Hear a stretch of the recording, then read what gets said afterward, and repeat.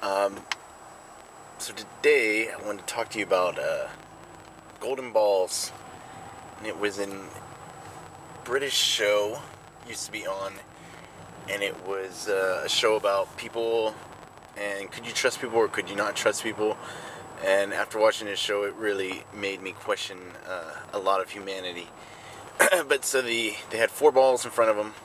Oh, anyway, I got the story from Radiolab, and Radiolab is an NPR show that is awesome. Robert Krulwich, and Jab Abumrad are beautiful human beings. Jab, I guess, was just recently declared a genius. I gotta go with, I think both of them are geniuses, and they both deserve the highest accolades, because the dudes think outside the box completely, totally. Just amazing. Just blows my mind every week. But so this week, or maybe not this week, a while back they did this one called Golden Balls, and it was about the show in Britain. And so in front of the contestants, they had four balls. Each of them had two. One said split and one said steal. Now, classic prisoner's dilemma. You know, what are you gonna do? Either we win, I win, or nobody wins. Like it depends on how your outlook on life is. And so people, if I choose share and you choose share, we both get a split of the deal. We go home, everybody's happy. If I choose split and you choose, if you choose steal and I choose steal, then nobody gets anything, because we both chose to be dishonest. But if I choose split and you choose steal, you get everything and I get nothing. And there was this one with this girl, and she's like getting these reassurances from the guy that he's gonna put split, like promises on his children and everything, and she's crying, and I'm just like, oh man, he's gonna screw her. Oh, it's done. And he puts split and she puts steal, and she won't even look him in the eye. Like, she knows she was that wrong and screwed him over that badly that she's just like, whatever. And I'm like, oh my god. And the dude's like crushed. He's got his head on the floor. He's just destroyed. And I was destroyed. Everybody who watched it with me were like, no way. Like, what a horrible, horrible person she is. And so he goes to this last guy who, I guess he's been on 44 different game shows in Britain, and seems pretty smart. Well, he comes up with the idea that he tells the guy, he goes, if you put split, I promise you I will put steal, and then I will split the money with you after we're done. Right afterwards, I'll give you the money, half. And the guy's like, what? What do you mean?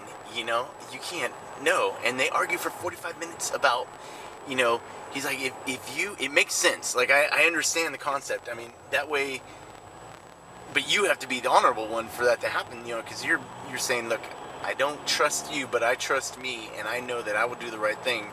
And so I promise you that if you put split, I put steal, I will share with you right after this is done. And they go, and like 45 minutes, and they're getting mad, and they're all over the place, and it's like crazy.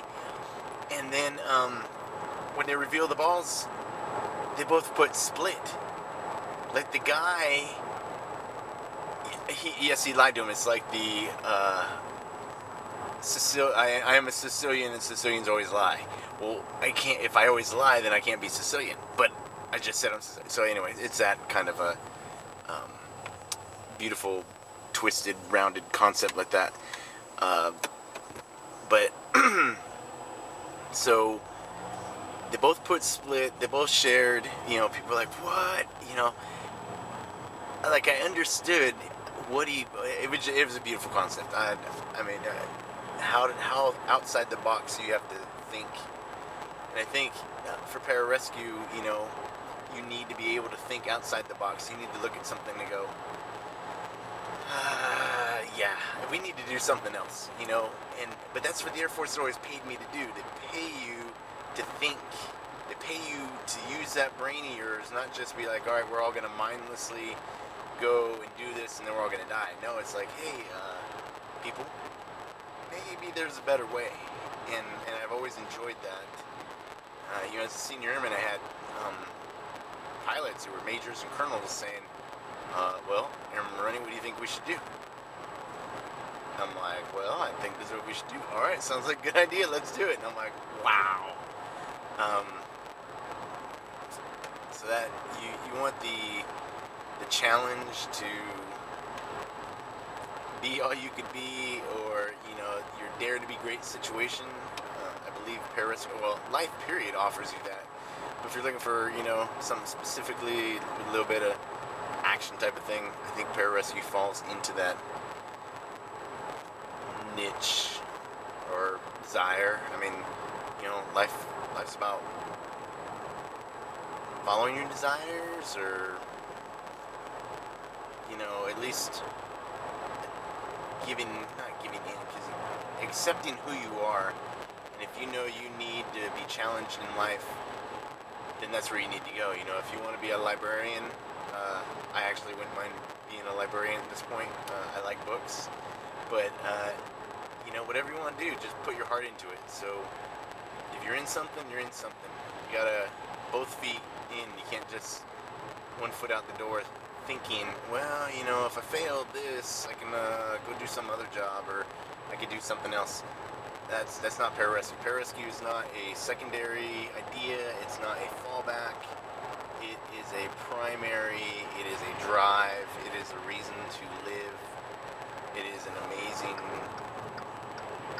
honor to get to do the things that I've done, meet the people I've seen, and I love it. I mean, it's been a good life. It still is a good life. Pararescue, it's a religion, you know, it's a basis for, I don't know, blueprint to get to heaven or something, you know, doing good deeds and making sure the world's a better place, and not giving in to